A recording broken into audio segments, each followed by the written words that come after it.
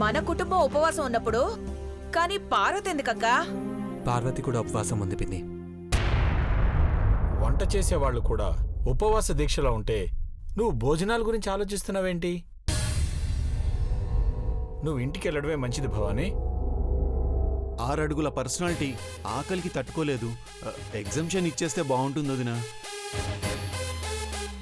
బలవంతంగా దీక్ష చేయమని ఎవ్వరూ చెప్పరు గౌరీ.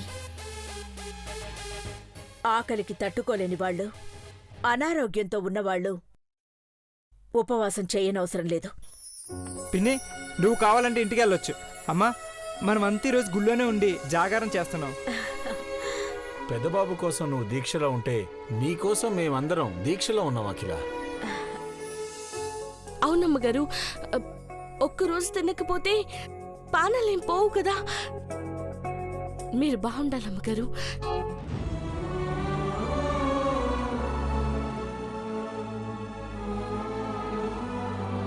మీకోసం ఎన్ని జన్మలైనా ఉపవాసం ఉంటాను. విన్నావా? ఆ అమ్మాయి సన్నగా చాలా పీలగా ఉంటుంది.